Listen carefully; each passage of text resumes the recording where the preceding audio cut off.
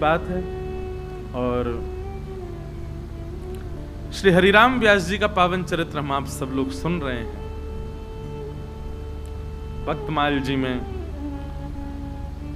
किशोरी जी के आवाहन पर 3 रसिक जन प्रकट हुए, हरिदास, हितरवंश महाप्रभु और हरिराम व्यास।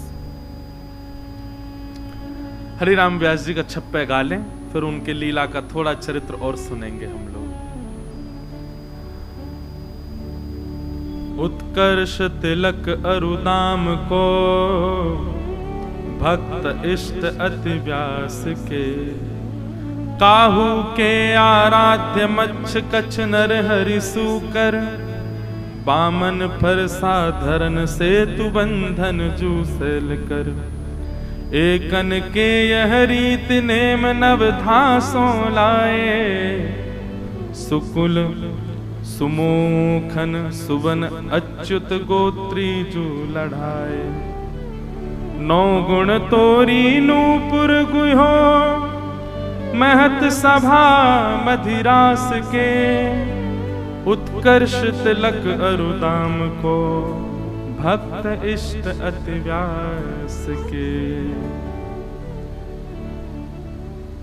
अद्भुत भाव। श्री नाभा जी कहते हैं कोई तो केवल 9 भक्तियों का पालन करता है, नवदा भक्ति। प्रहलाद जी महाराज ने भागवत में नवदा भक्ति बताई, श्रवणम कीर्तनम विष्णु स्मरणम पाद सेवनम अर्चनम वंदनम दास्यम सख्य आत्मनिवेदनम, ये 9 भक्ति।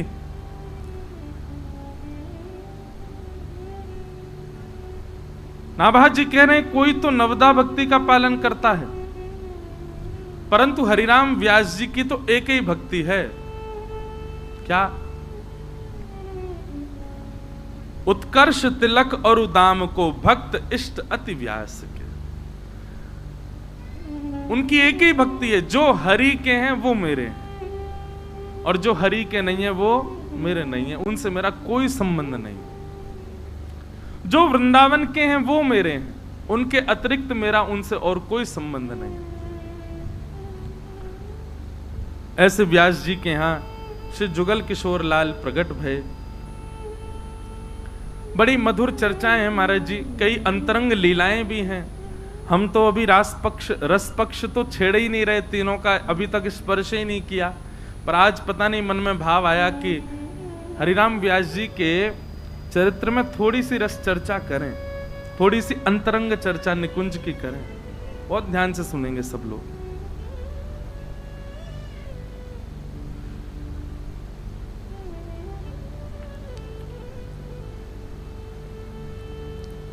वृंदावन में एक स्थान है गोरीलाल कुंज। अगर आप लोग कभी वृंदावन जाते हैं तो प्रकट स्थानों का तो सब दर्शन करके आते हैं, परंतु कुछ अप्रकट स्थान हैं, वहां का भी दर्शन किया करें। अब अप्रकट स्थानों पर भी सब नहीं पहुंच सकते। श्री गोरीलाल कुंज बड़ी कृपा है, वहीं के महाराज जी का आशीर्वाद हमको मिला भक्तमाल जी के लिए, क्योंकि मलुकपीठ वाले महाराज जी तो चातुर्मास में विराज रहे थे, और भावना ऐसी है कि हम महाराज जी को, मलुकपीठ वाले महाराज जी को तो हम ठाकुर जी के रूप में देखते हैं, और श्री गोरीलाल कुंज वाले महाराज जी को श्री जी के रूप में देखते हैं। दोनों महाराज जी की बड़ी कृपा है, तो श्री जी की कृपा मिली है हमको।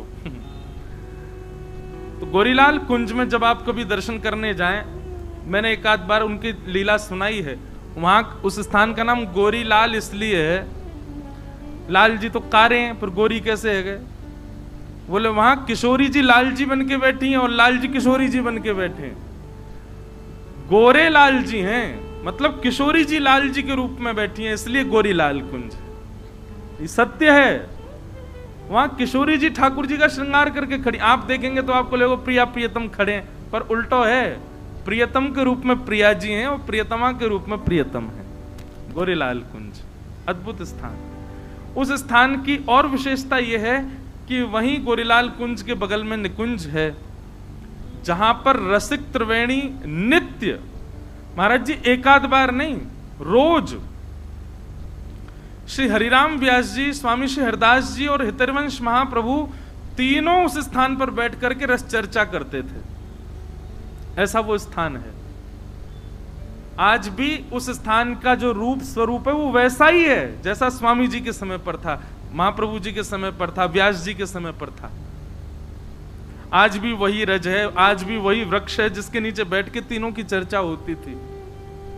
रसिक त्रिवेणी वहीं बैठ करके नित्य चिंतन करते थे। और महाराज जी उस नित्य चिंतन में एक बात और थी।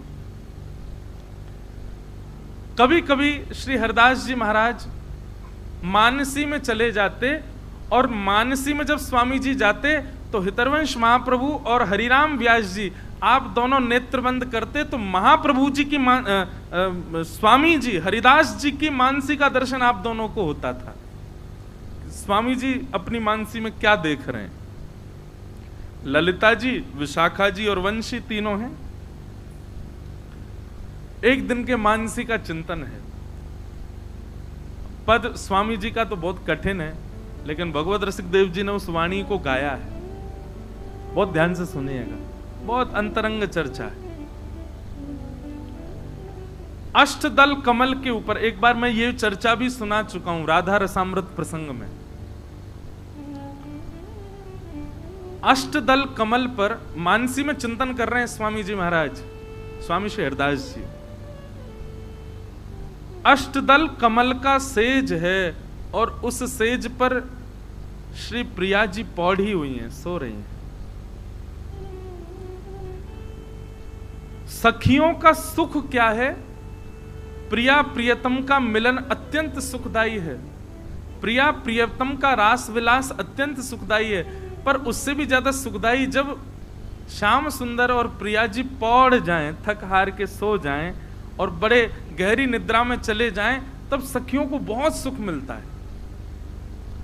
ललिता जी, विशाखा जी, सब सहचरियां खूब ध्यान से बड़े आराम आराम से पंखा झलेंगे, चरणन में कछु, जो अनुकूल निद्रा को और देर तक चलने दे, ऐसी योजना बनाती।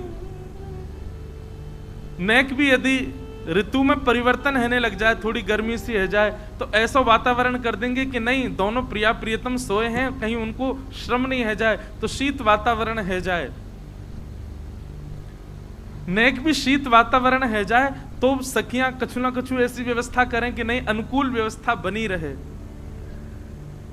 किशोरी जी बार बार करवट ले रही हैं, तो इतने में ही श्री ललिता जी समझ जाएं कि श्री जी को बेचैनी है रही है, तो कोई मधुर स्वर गान लगेंगी या मधुर स्वर बजान लगेंगी, जैसे श्री जी को निद्रा आवे।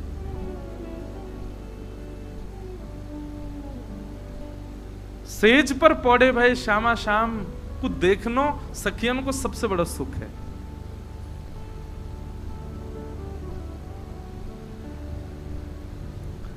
एक दिन की बात, किशोरी जी पौड़ी हैं और श्याम सुंदर आए। सब सहचरियां सेवा में लगी थी। ठाकुर जी बाहर से आए हैं, और ठाकुर जी तो सीधे तो चले ही ना है, उछलते कूदते आ रहे हैं, सबरी आवाज करते आ रहे हैं, नूपुर उनकी ध्वनि बज रही है, गरे इनके सबरे माल आपस में टकरा टकरा के स्वर निकल रहे हैं। ललिता जी बोली, कहां से स्वर आ रहा है? श्री जी की भौहें थोड़ी सी मुड़ रही हैं, निद्रा ने एक भंग सी है रही है। विशाखा बोली, और कौन है? वही है, नेक सहूर नहीं चलवे को, ऐसे उछल तो भयो आरो लाला। पाग टेढ़ी सिधरे वापे मोती लटकर, पग टेढ़ी सिधरे वापे मोती लटकर, डोले ब्रज कुंजों में,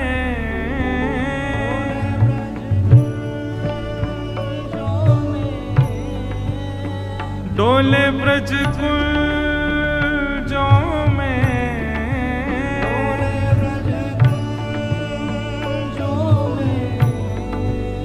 झूम के राधा रमन, पग टेढ़ी सिधरे, पग गाओ सब लोग।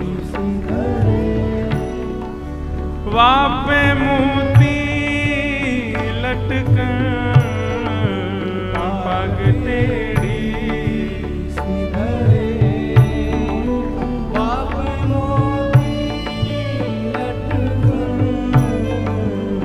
डोले ब्रज कुल जो में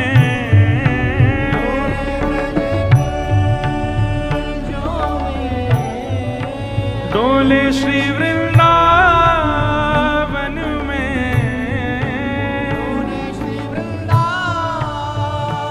कैसे झूम के राधा रमन पग टेढ़ी किसी में पूरा पद हो तो देना हमको, एक आध अंतरा तो आते हैं वो गाएंगे।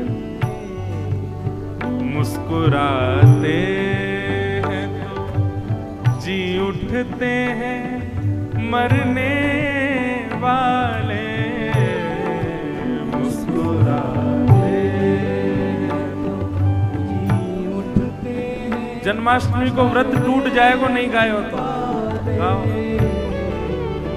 मुस्कुराते हैं तो जी उठते हैं मरने वाले, मुस्कुराते हैं तो जी उठते हैं मरने वाले। और मुस्कुराहट ही तेरी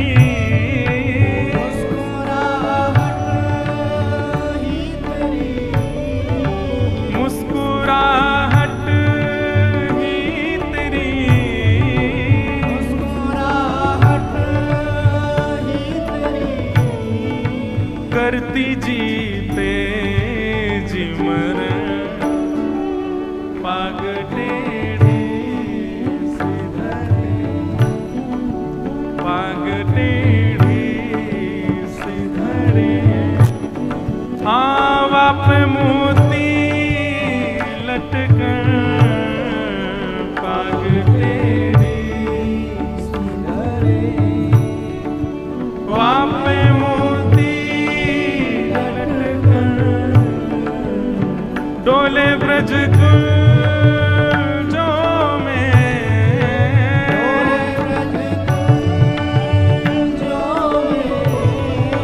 डोले श्री वृंदावन में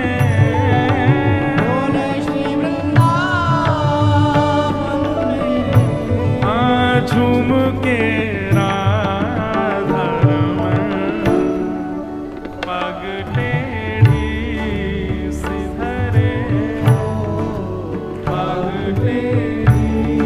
श्री राधा रमन लाल की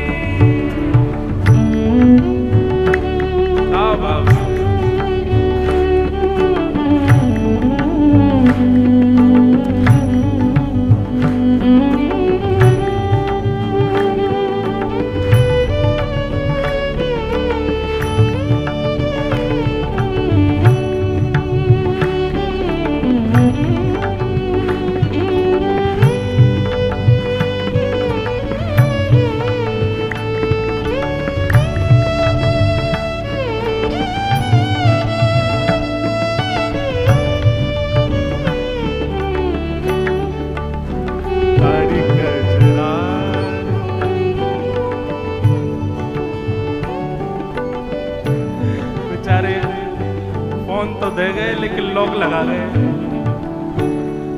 आज वालों के झूठ घूमे रहो।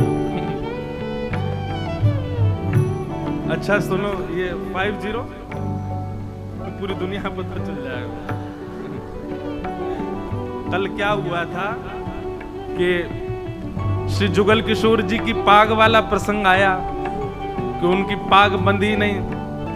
बड़े भैया वहां भीतर बैठे तो भीतर से इनके मन में आया कि अब ये वाला पद गव जाए। तो आप श्री ने किसी को इशारा किया कि इनको ये कहा हो कि पद गा दे। अब उसने पता नहीं क्या सुना वो मुझे दे गया कि लोगों से कह दो आगे खिसक आए।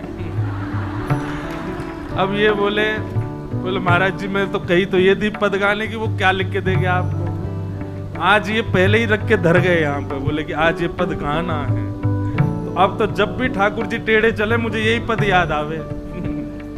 आहा, कैसे हैं? कारी कजरारी सी जादू की पिटारी पलकें, कारी कजरारी सी जादू की पिटारी पलकें, कारी कजरारी सी जादू की पिटारी पलकें, कारी कजरारी सी जादू की पिटारी पलकें, और उस पे मदहोशी भरे,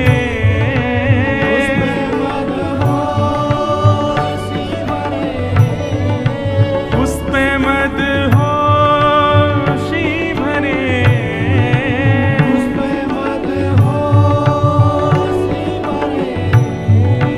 हाय तेरे तेरे छे नयन पग टेढ़ी सी धरे, पग टेढ़ी सी धरे, ओ वापे मोती लटकर पग टेढ़ी सी धरे, वापे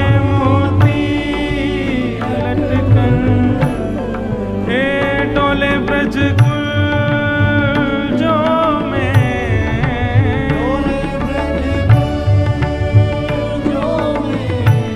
हे डोले श्री वृंदावन में,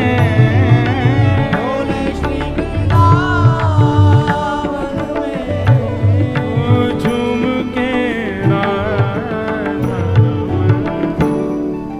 पग टेढ़ी सी धरे, पग टेढ़ी सी धरे, पग टेढ़ी सी धरे, पग टेढ़ी सी धरे, पग टेढ़ी सी धरे, पग टेढ़ी सी धरे।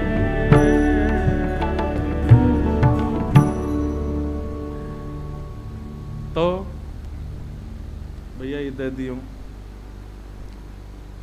ठाकुर जी चलते हुए आ रहे हैं, नूपुरन की ध्वनि है रही है, इतना श्रृंगार पहन रखो, सब बज रहे हैं, किशोरी जी की भौएं मुड़न लगी। ललिता जी और विशाखा जी कितने ध्यान से सेवा में है कि इतनी भी उनको पता चल रही है कि श्री जी को निद्रा में श्रम है रो है। ललिता जी बोली कौन आ रो इतनो स्वर कर तो भयो, और धीरे से ही बोली। विशाखा जी बोली एक ही है जो शिष्टाचार को पालन ना करे। तुरंत विशाखा जी बाहर गई, कहा है छम छम करते आ रहे हो, रुक जाओ, श्री जी पौड़ी भई हैं, सो रही हैं। अच्छा, लाल जी की अंतरंग लीलाएं, कई निकुंज की लीला देखी, विशाखा जी से डरते हैं ठाकुर जी। ललिता जी तो श्री जी जैसी सीधी भोरी हैं, वो विशाखा जी से न डरे लाल जी। तुरंत लाल जी बोले अच्छा श्री जी पौड़ी हैं, अपने हाथन के कड़ूला उतार दिए, अपने जो बजे वाले श्रृंगार सब बाहर ही उतार दिए, कुंज में निकुंज में जावे से पूर्व ही पैरन के नूपुरन की आवाज जो निकल रही वो बंद कर दे, धीरे से भीतर प्रवेश किया।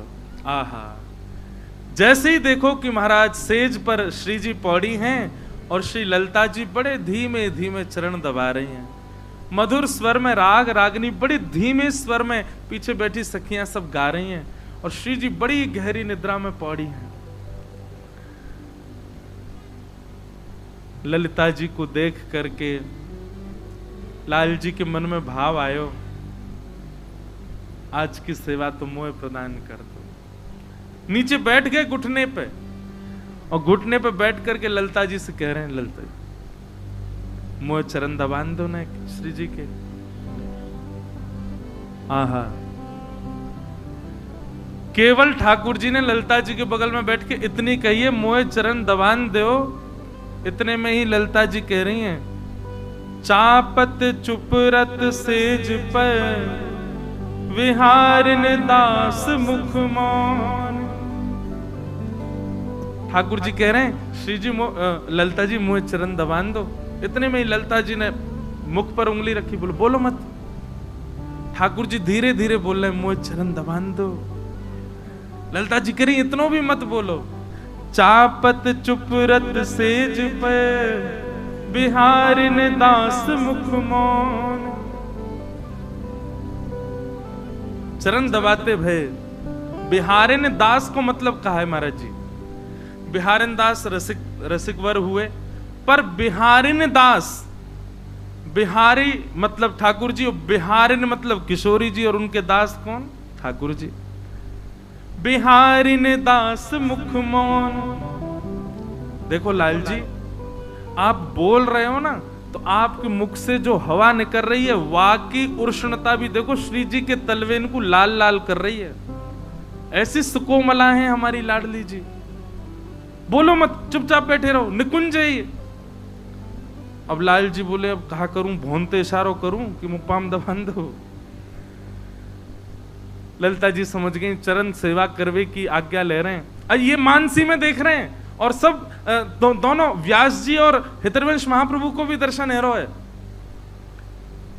तब ललिता जी मानो इशारों करते हुए ठाकुर जी से कह रही हैं, आपके मुख से निकरवे वाली बोलते समय जो गर्म हवा है, जो भास है, वहां से श्री जी के चरणन में उष्णता आ रही है। तो लाल जी यूं विचार करो, आप कैसे चरण दबाओगे? आपके हाथ कोमल हैं, पर उनमें भी थोड़ी बहुत तो निष्ठुरता है, श्री जी को लग जाएगी। ठाकुर जी बोले, कैसे चरण दबाऊं? चरण सेवा तो आज मुझको करनी है। तब ललिता जी और विशाखा जी कह रही हैं, बोले हाथन से मत दबाओ, कोई कोमलांग हो आपके श्री अंग में, वहां से चरण दबाओ। ठाकुर जी बोले, ये कोई बात है? और कौन से अंग से चरण दबाऊं? बोले कोई कोमल अंग हो आपको, वही से दबा सको, क्योंकि हाथ तो आपके लग जाएंगे श्री जी को। तो ठाकुर जी मन में विचार कर रहे हैं कि मैं कैसे चरण दबाऊं। अब वहां मानसी में बैठे हुए श्री हितरवंश महाप्रभु और व्यास जी भी मन में विचार कर रहे हैं कि लाल जी को सेवा कैसे मिलेगी आज। तभी मन में भाव उत्पन्न भयो श्री स्वामी हरदास जी के, थोड़ी सो एड़ी लगे, थोड़ी सो एड़ी लगे, यह सुख समझे कौन। भैया अत्यंत रस की बात है। ठाकुर जी चरण दबान लगे तो वह चरण दबावे को स्वरूप कैसा है? बोले यूं समझ लो, किशोरी जी की एड़ी ठाकुर जी की ठोड़ी से लग रही है। तो सोचो ठाकुर जी कैसों चरण दबा रहे हैं। तो बोले लाल जी ने अपने अंग प्रत्यंग छू करके देखे, तभी लाल जी को अपने गुलचा से गाल, गोल मटोल गाल दिखा, हाँ जे ने कोमल है। तो लाल जी अपने गालन से श्री जी के चरण दबा रहे हैं। थोड़ी सो एड़ी लगे, यह सुख समझे कौन। और इसी भाव साम्राज्य में हितरवंश महाप्रभु और श्री हरिराम व्यास जी चले गए। रात भर बैठे रहे, बस इसी भाव का चिंतन कर रहे हैं। थोड़ी सो एड़ी लगे, यह सुख समझे कौन। अब ये उस समय का भाव श्री फिर बाद में बिहारिन दास जी ने इसको लिखा। हरिराम व्यास जी तो ऐसे आनंद सागर में डूब गए, मन में भाव रखने लगे, अब मैं वृंदावन रस पायो, अब मैं वृंदावन रस पायो। राधा चरण शरण मन दीनो, राधा चरण शरण मन दीनो, श्री राधा चरण शरण मन दीनो, श्री राधा चरण शरण मन दीनो। मोहन लाल रिझायो, मोहन लाल रिझायो। अब मैं वृंदावन रस पायो, अब मैं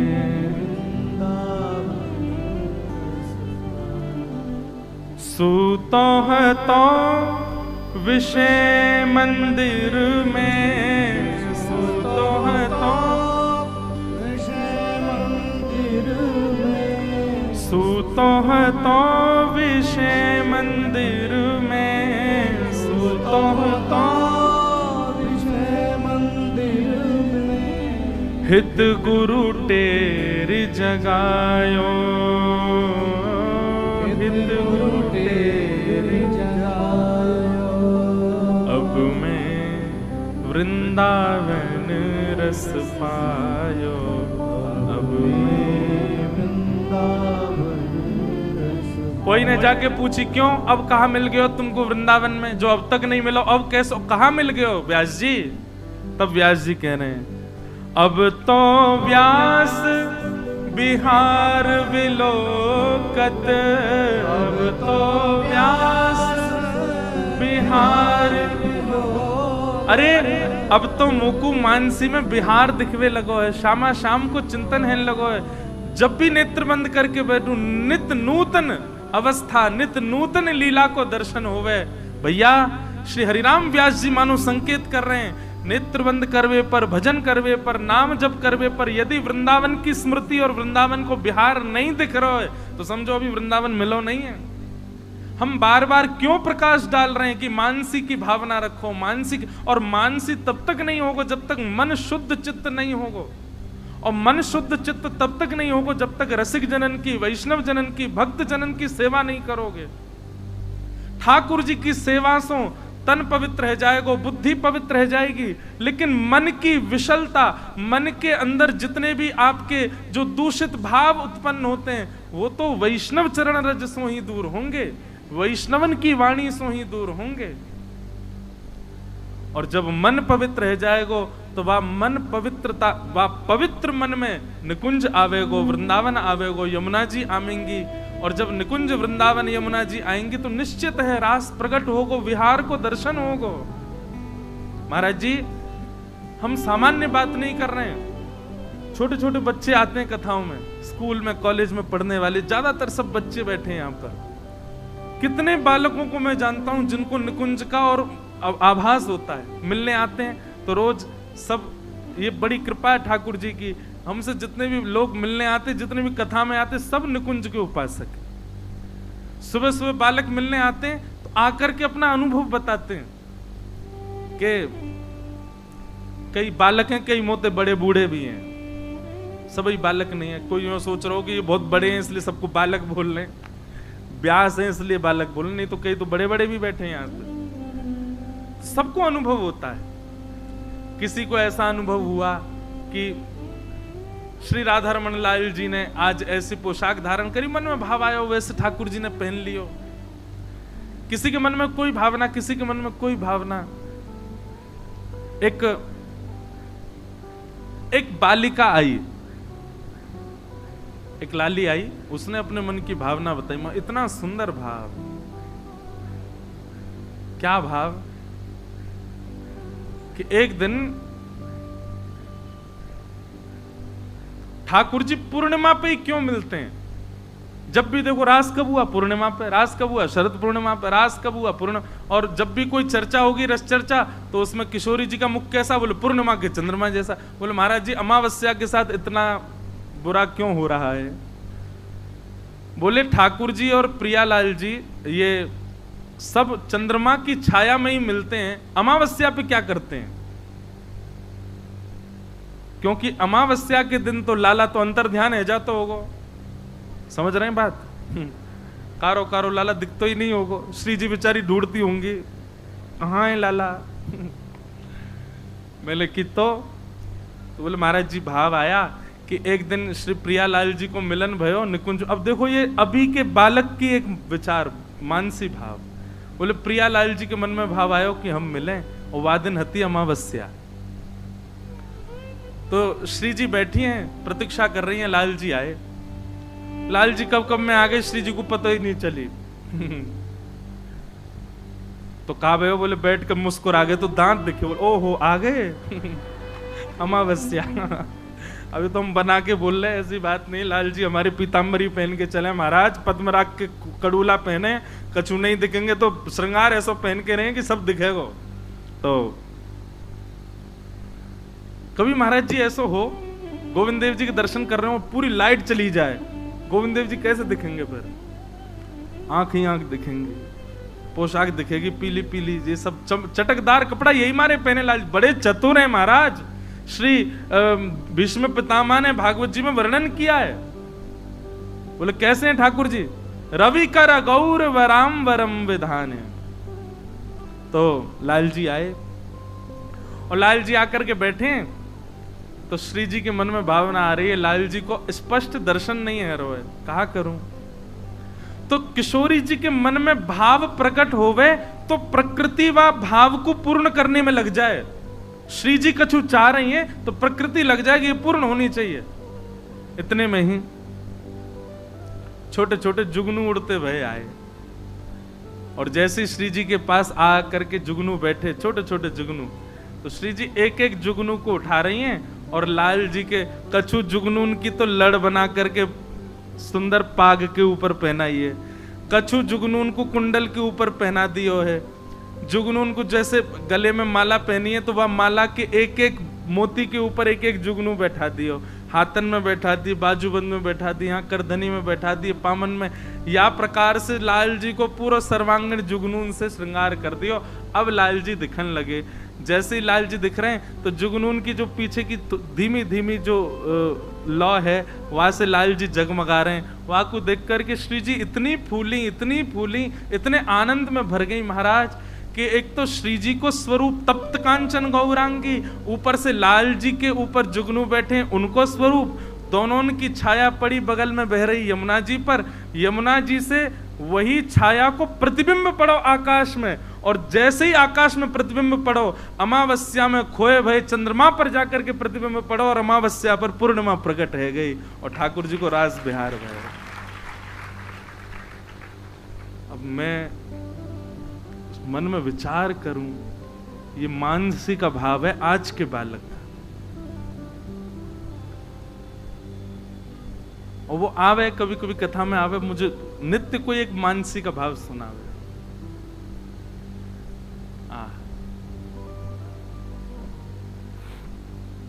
तो भैया मानसी में यदि वृंदावन और ब्रज लीला चिंतन में नहीं आ रही है, अभी वृंदावन मिला नहीं है। हरिराम व्यास जी कह रहे हैं, अब मैं वृंदावन रस पायो, अब मैं वृंदावन रस पायो। कब मानो कि तुमको वृंदावन रस मिला? तब कहते हैं, अब तो व्यास बिहार विलोकत, अब तो व्यास बिहार विलोकत, सुख नारद मुनि गायो, सुख नारद